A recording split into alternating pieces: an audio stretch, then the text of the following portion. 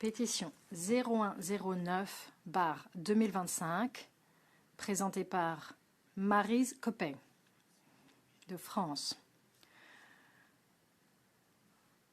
Au nom du mouvement Outre-mer, il s'agit d'abolir certaines taxes, des taxes pour l'octroi de mer dans les régions ultra-périphériques. Est-ce que la pétitionnaire est présente?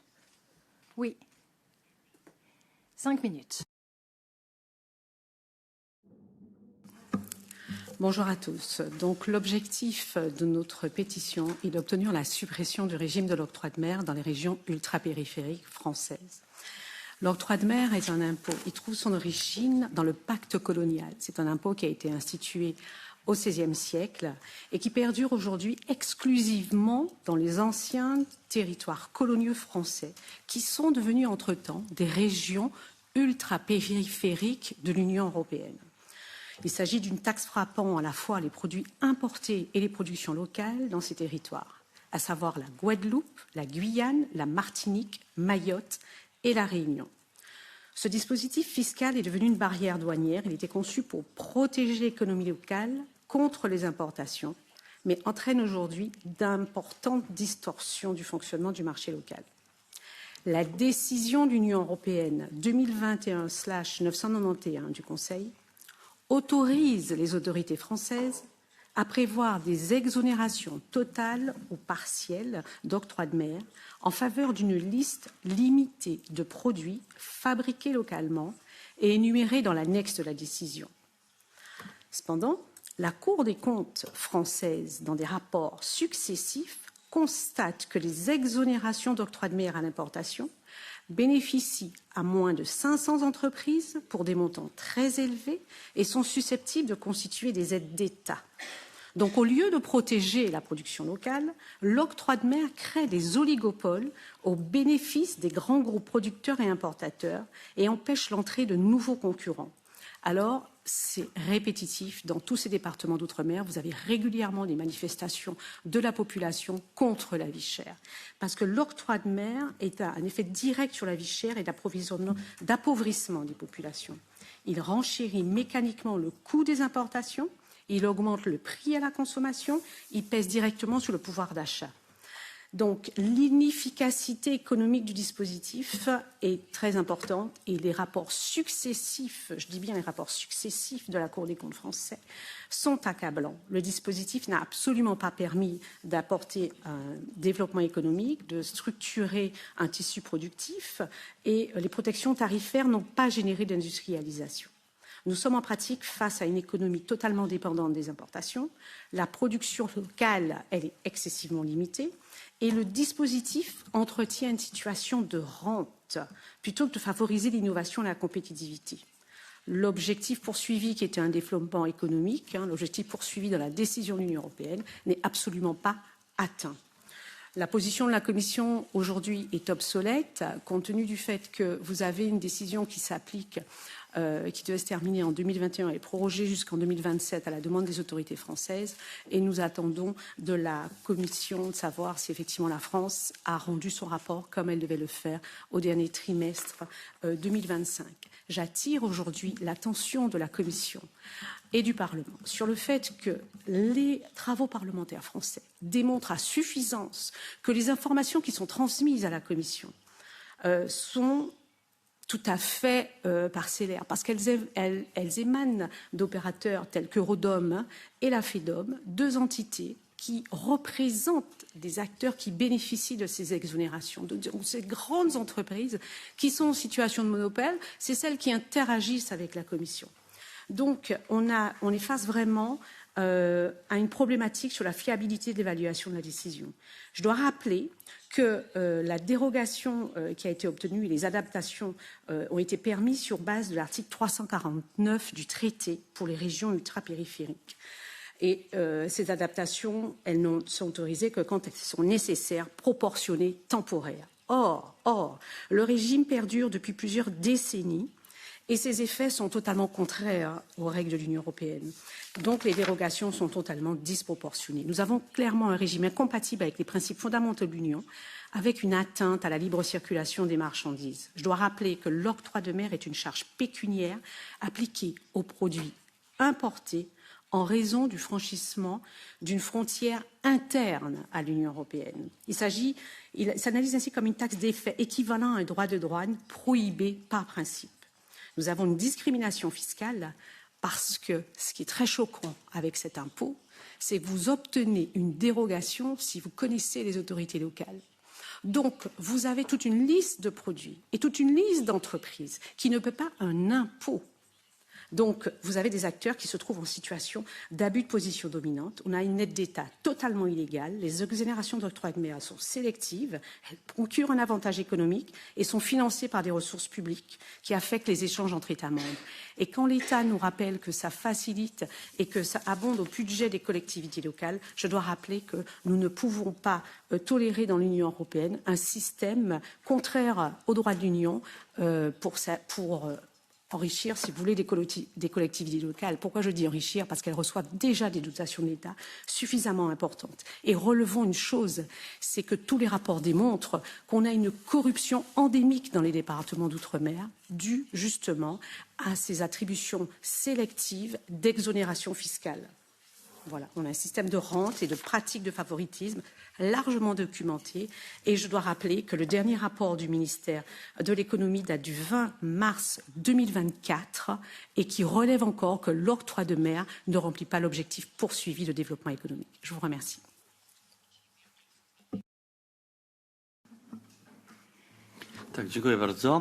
Merci beaucoup. Est-ce que le représentant de la Commission est présent pour la Direction générale des impôts? Taxis, je vous en prie. Thank you, Chair, for your... Merci, Monsieur le Président, et merci à la pétitionnaire pour ses propos. Et je souhaitais vous rassurer, nous prenons cette question très au sérieux. Et nous comprenons tout à fait vos préoccupations. Je pense que notre objectif est le même. Nous voulons venir en aide aux régions ultrapériphériques et nous voulons aider les gens qui vivent sur place, pas seulement les entreprises d'ailleurs. Et nous pensons que avec ce régime de l'octroi de mer, on vient en aide aux gens puisqu'on permet aux entreprises de produire localement. Et donc, cela contribue à l'emploi et donc permet aux gens d'avoir un emploi dans ces entreprises qui produisent localement. Et nous ne souhaitons pas que les îles soient simplement dépendantes. Nous voulons encourager la production locale et c'est ça l'objectif. Vous l'avez dit vous-même. Les régions ultra-périphériques ont un traitement spécial et elles le méritent d'ailleurs. Cela fait partie du traité sur le fonctionnement de l'UE à l'article 349. Il est ancré dans ce traité que ces régions doivent bénéficier d'un traitement spécial. Et donc, nous sommes là pour faire en sorte qu'ils l'obtiennent, parce que c'est une situation particulière. Et donc, je pense que notre objectif est identique. Maintenant, c'est peut-être la façon dont nous soutenons les îles ou les régions ultra-périphériques qui peuvent diverger un peu. En tout cas, nos avis pourraient diverger sur la question. En tout cas, la Commission a demandé à un contractant de lancer une étude. En 2019, cette étude a été faite. Elle était très fouillée et c'était pour voir si ce régime fiscal était une aide pour la région ou pas. C'est une étude publique. Elle compte 600 pages. C'est une étude très approfondie. C'est à disposition du public. Cela figure sur le site Internet de la DG Taxud, où tout à chacun peut y avoir accès et la lire. Et le constat de cette étude, c'est que c'est un régime fiscal qui aide l'économie locale, mais pas seulement l'économie locale, les gens sur place. Et donc, ils ont mené des analyses quantitatives de données qui tendent à montrer que sans ce régime fiscal, les activités locales, leur performance en tout cas, n'auraient pas été aussi bonnes, loin de là. Maintenant, nous devons encore faire une évaluation pour voir ce qu'il en est à l'avenir. En effet, il s'agit d'un régime fiscal qui est temporaire, qui ne s'appliquera que jusqu'à la fin de l'année prochaine, donc jusqu'à fin 2027. Et il faudra donc voir si ce sera prorogé ou non. La France a présenté l'année dernière un rapport qui était demandé suite à une décision du Conseil. Donc la France a rédigé ce rapport en temps et en heure. Et cette année-ci, nous allons examiner ce rapport soumis par la France et nous allons également prendre en compte la Cour des comptes française qui a également établi de son côté un rapport et nous verrons ensuite quelle est la meilleure façon de procéder. Voilà. Mais comme je l'ai dit, cette année, nous allons voir. Now. Merci. Madame Laurent, pour la SED. Merci, Monsieur le Président. Dans un premier temps, je souhaiterais remercier les pétitionnaires d'avoir porté cette question essentielle devant notre commission. La question du coût de la vie dans les régions ultra-périphériques est une question cruciale pour la France. Elle devrait préoccuper l'ensemble des élus et des services de l'État. C'est une question d'égalité entre les citoyens, ce qui en fait aussi une question importante au regard des valeurs que nous défendons ici au sein de l'Union européenne. L'octroi de mer est un impôt qui poursuit deux objectifs principaux tout à fait légitimes. Le premier, c'est la protection de la production locale, comme ça a été évoqué. Les régions ultra-périphériques font face à des difficultés structurelles, notamment liées à leur éloignement géographique, qui complexifient leur intégration au sein du marché commun dans de bonnes conditions sociales. L'octroi de mer participe à l'augmentation des prix pour les consommateurs, c'est indéniable. Mais il permet aussi de favoriser les acteurs locaux et donc de préserver des emplois sur place et des productions de qualité. Le second objectif, c'est le financement des collectivités territoriales, et ça a été aussi précisé, et par conséquent du service public dont cette partie de notre territoire a besoin. L'octroi de mer est aujourd'hui une ressource fiscale indispensable pour les collectivités, pouvant représenter jusqu'à la moitié de leurs frais de personnel et le tiers de leurs dépenses totales. Sans lui, les services publics ne seraient pas en capacité de fonctionner et ce sont les personnes les plus dans le besoin qui seraient touchées en priorité s'il n'y avait pas ce soutien du service public. L'idée que l'État devrait compenser une suppression de cet impôt constituerait un immense recul en termes d'autonomie des exécutifs locaux qui dépendraient toujours plus des décisions budgétaires de Paris. Certes, l'octroi de mer peut poser question dans ses modalités de mise en œuvre et mérite très probablement d'être réformé. Malgré tout, sa suppression constituerait une attaque envers ceux que ses détracteurs prétendent défendre, les plus précaires, les classes moyennes. Elle risquerait d'amener une diminution de l'emploi et de l'accès aux services publics pour ceux qui en ont le plus besoin. De plus, il s'agit d'une question qui doit être traitée au niveau national et non européen. Par conséquent, nous ne pouvons pas nous exprimer favorablement au fait de maintenir cette pétition ouverte. Je vous remercie.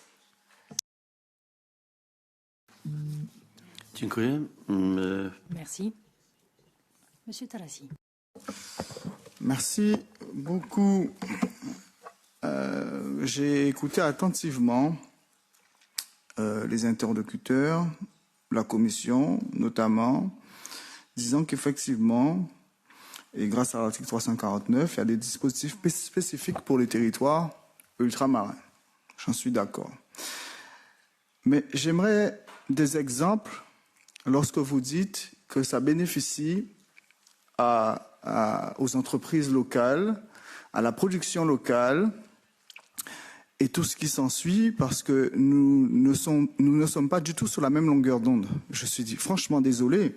Et quand on parle, et ça c'est du côté de ma collègue Laurent, quand on parle de précarité, je suis désolé. Lorsqu'on sait que le coût de l'octroi de mer pour une personne en Guadeloupe est quasiment de 1 000 € par an. Lorsque vous êtes une famille, vous êtes un couple avec 2 enfants, cela représente 4 000 € quand on parle de précarité. Voilà le coût de l'octroi de mer pour nos compatriotes en réalité. C'est eux qui la subissent, c'est eux qui la payent, parce que les prix sont répercutés au final, et ça c'est le rapport de la Cour des comptes qui le dit. Ce n'est pas le seul facteur d'enrichissement du coût de la vie, c'est l'un des facteurs, mais il est l'un des facteurs d'enrichissement du coût de la vie. Ça ne bénéficie en aucun cas à la production locale, ça ne protège pas la production locale. Au contraire, moi j'ai près de 400 pages de la taxation, du tableau de taxation d'octroi de mer. Beaucoup de choses qui auraient pu être faites dans nos territoires sont taxées à la même hauteur que ce qui est importé. La réalité de l'octroi de mer, c'est une réalité cuisante. C'est celle de dire qu'elle finance les collectivités locales. Et qu'est-ce qui se passe lorsqu'on finance les collectivités locales qui ont un budget de fonctionnement de 60 à 70% de leur budget global? Ça dit une chose toute simple. En aucun cas, ça peut aider l'économie locale. Il n'y a aucun dispositif de soutien à l'économie locale au travers de l'octroi de mer. Aucun dispositif pour aider à construire une industrie agroalimentaire. Par exemple, et je prends cet exemple tout le temps, nous sommes entourés de mer, nous ne faisons pas de sel. L'octroi de mer ne nous aide pas pour autant à monter les unités pour faire cela. Elles vont directement aux collectivités. L'octroi de mer est totalement dévoyé parce que l'idée même de l'octroi de mer, c'était de soutenir l'industrie locale, soutenir les industries. Et ce qui n'est pas le cas parce qu'elle va directement aux collectivités qui ont un budget de fonctionnement qui englobe la majorité de ce qu'elles peuvent récolter de l'octroi de mer. Et nous voyons les dérives que cela apporte. Moi, j'ai lu l'eau du robinet, et nous avons déjà un problème d'eau. L'eau est taxée à l'octroi de mer alors qu'il n'y a aucune raison de la taxer. Parce que le différentiel nous permet d'avoir des taux parfois à 0. Il n'y a aucun taux à 0. Aucun sur le tableau. Aucun. Le dispositif qui permettrait... Je ne suis pas pour une suppression, parce que ça reste quand même un outil de protection, mais il faut qu'il soit revu, il faut qu'il soit remanié, et il faut qu'il soit efficace pour soutenir l'économie locale. Il faut une réforme, il faut qu'il soit lisible, peut-être la TVAtiser pour qu'on puisse voir réellement ce qu'on paye, ce qu'elle est, mais c'est un frein réel à l'économie locale. Je vais vous donner des exemples criants. Vous êtes une entreprise, vous importez des produits par exemple, pour quelconque raison, vous ne vendez pas vos produits, ils deviennent périssables, donc ils pourrissent, etc. Vous avez déjà payé l'octroi de mer sur ces produits-là, alors que vous n'êtes même pas sûr de les vendre, même pas sûr de faire du profit dessus. Et vous parlez de soutenir l'industrie locale. Comment peut-on parler de soutenir l'industrie locale? Que par exemple, l'agriculteur qui veut changer les pneus de son tracteur, il paye de l'octroi de mer sur les pneus, il paye de l'octroi de mer sur les pièces, il paye de l'octroi de mer sur les intrants. À quel moment ce dispositif aide vraiment et protège vraiment la production? C'est le contraire. Il tue la production locale parce qu'elle n'est pas destinée à pouvoir faire en sorte de développer l'économie de nos territoires avec des investissements massifs dans le développement des différentes filières. Donc, la nuance est là pour moi.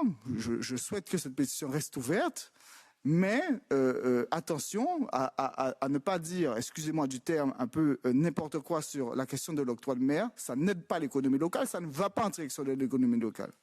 Voilà la réalité. Merci beaucoup.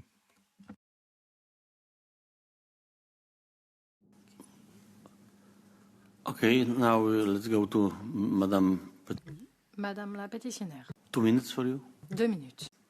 Je remercie Monsieur le député d'abonder dans mon sens et je suis particulièrement choquée par vos propos.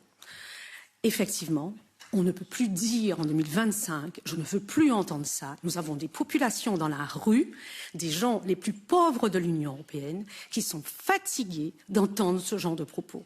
Cette taxe vise à s'assurer que des grands groupes industriels vont bénéficier d'un monopole. Il n'y a pas de création d'emplois, il n'y a pas de production locale. Je vais vous donner un exemple très simple, madame. Si vous êtes boulanger dans les départements d'outre-mer, vous importez votre farine, vous payez l'octroi de mer. Vous importez la levure, vous payez l'octroi de mer. Vous importez des céréales, vous payez l'octroi de mer. Donc vous avez déjà une marchandise qui va vous coûter le double de ce qu'elle va coûter dans l'Hexagone. Une fois que vous aurez fabriqué votre pain, les douanes vont toquer à votre porte et vous dire « vous allez nous donner 15% de votre chiffre d'affaires ». Parce qu'en plus, vous avez un octroi de mer à l'importation et vous avez un octroi de mer sur la production locale. Donc, soyons clairs, c'est une taxe qui vise à s'assurer que rien ne sera produit localement. Et nous avons la chance d'avoir une délégation qui viendra en Guadeloupe et qui va rencontrer les entreprises locales. Parce qu'il faut être sur un principe de réalité. Parce que, madame, l'étude qui a été faite en 2019, l'entreprise qui a fait l'étude a refusé de rencontrer des entreprises. Nous avions, oui, parce que j'ai échangé, j'ai des preuves écrites. Donc là, il n'y a pas de problème, j'ai toutes vos preuves. Donc vous avez une étude, et vous travaillez à partir d'une étude qui a été développée en 2019, où les acteurs, donc les lobbies dont je vous parlais avant, ont défini qui allait échanger avec le cabinet d'études. Donc ça, aujourd'hui, nous ne supportons plus, nous, originaires des départements d'outre-mer, d'entendre vos propos. Et les chiffres sont clairs. Après, il y a la théorie et puis un principe de réalité, madame. Nous avons des territoires avec le chômage le plus important de l'Union européenne. Nous avons une mère de famille qui veut acheter un paquet de couches, elle va le payer 60 € le paquet de Pampers, quand il va coûter 30 € en France. De quel droit vous entendez soutenir un dispositif qui a pour objectif, en fait, d'appauvrir totalement une population? Je vais vous dire un terme. Pour moi, c'est un régime d'apartheid dans l'Union européenne. Parce que, soyons clairs, nous avons des populations membres de l'Union européenne qui ne peuvent absolument pas bénéficier de la libre circulation des marchandises et des libertés d'établissement. Si vous voulez vous établir là-bas, vous devez tout payer beaucoup plus cher. Donc non, il y a un principe de réalité. Je suis désolée, aujourd'hui, la Commission ne peut plus se laisser berner. Nous sommes des êtres humains, nous représentons 3 millions de personnes au sein de l'Union européenne et il est temps d'arrêter d'écouter des grands lobbies, des grandes puissances qui, évidemment, vont corrompre les élus. Les élus, évidemment, bénéficient d'un système. Madame Laurent, je dois rappeler que le service public est l'un des plus déplorables de l'Union européenne. Nous n'avons pas d'eau dans nos robinets et que disent tous les rapports de la Cour des comptes que l'octroi de mer est un dispositif qui permet aux collectivités locales de recruter un personnel pléthorique et incompétent. Et ça mène à un niveau de service public le plus bas qui soit. Regardez l'exemple de Saint-Martin tout à l'heure, on ne fait pas attention au marché public, et le niveau de dérive des fonds européens est clair. Donc je ne veux pas entendre qu'on assure un service public, et je dois rappeler une chose très importante, ça ne changera rien pour l'État français, puisque les collectivités territoriales bénéficient déjà de dotations de l'État. Donc on parle bien d'un impôt qui s'ajoutent aux dotations de l'État. Les collectivités d'outre-mer ont des budgets de fonctionnement qui sont énormes, qui n'existent nulle part dans l'Union européenne. Et ça doit être clair. On fait parler les chiffres. Et je ne veux plus entendre dire qu'on favorise une production locale, puisqu'elle n'existe pas. C'est un impôt qui sert à s'assurer qu'il n'y aura pas de production locale, madame. Voilà.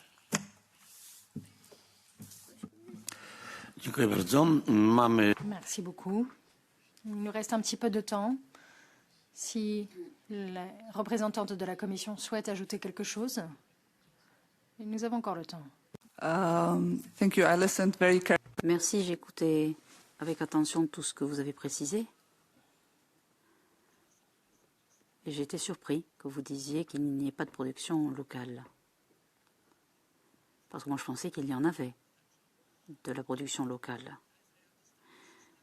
Et tel que je comprends le système, il est supposé motiver le consommateur à acheter des produits locaux.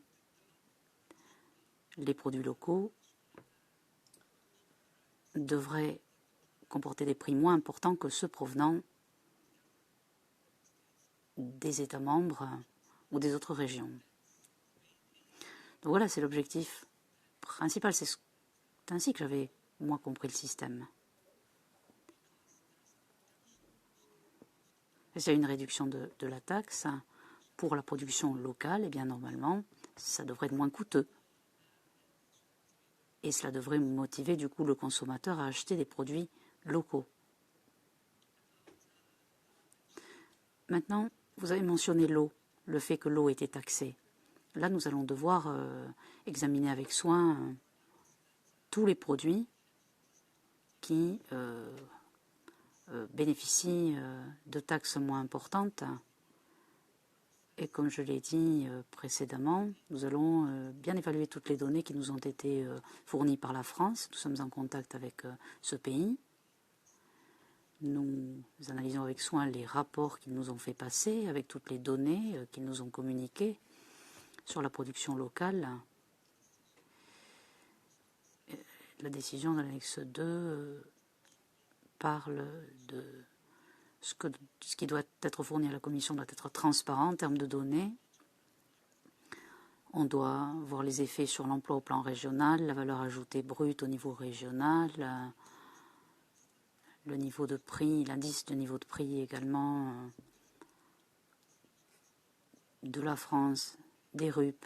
Donc toutes ces données qui nous ont été communiquées, nous allons les examiner, les analyser et voir si il est nécessaire de poursuivre avec ce régime ou pas. Et ce sera ensuite le Conseil qui tranchera. Ce seront les États membres qui décideront sur la proposition. C'est eux qui diront si c'est utile ou pas. Et le Conseil tiendra compte de l'avis du Parlement européen.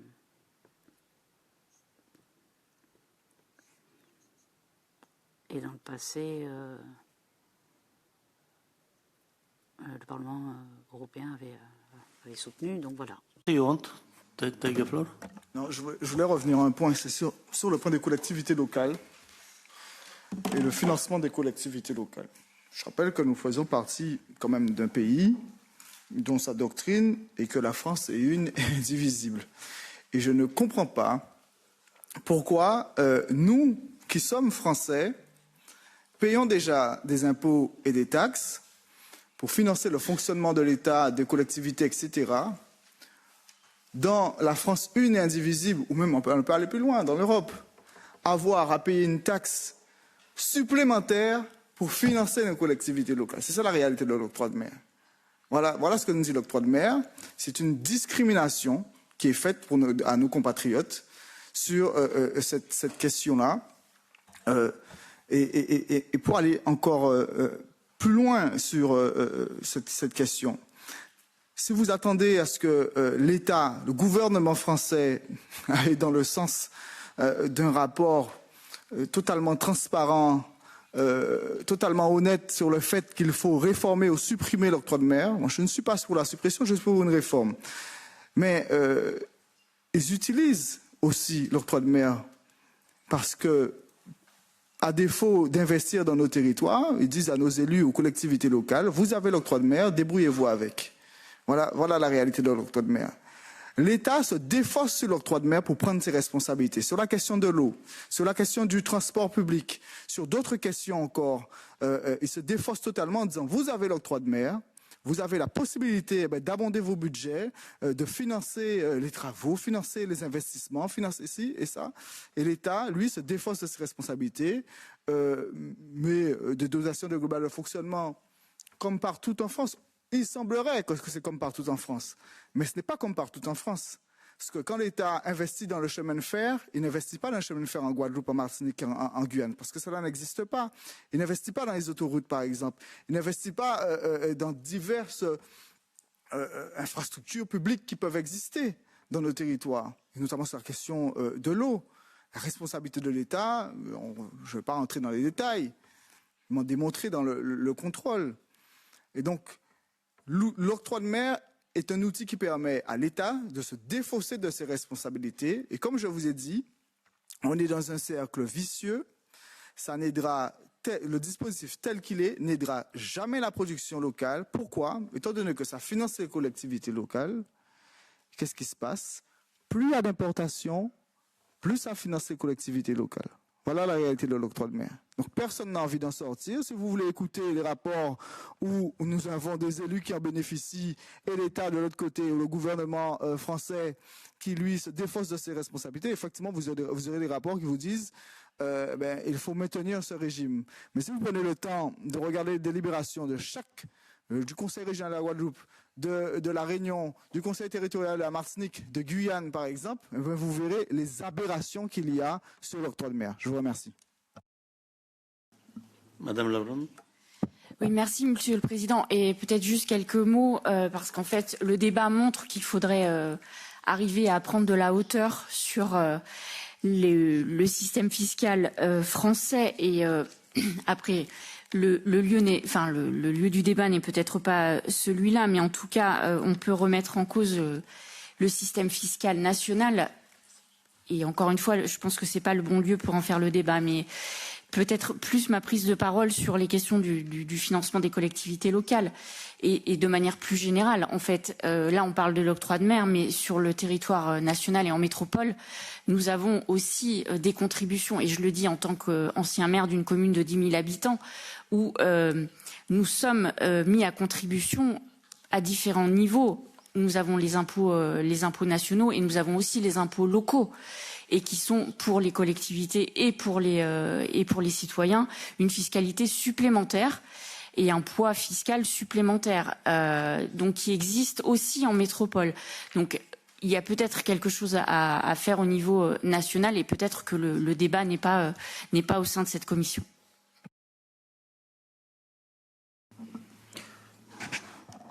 Dobrze.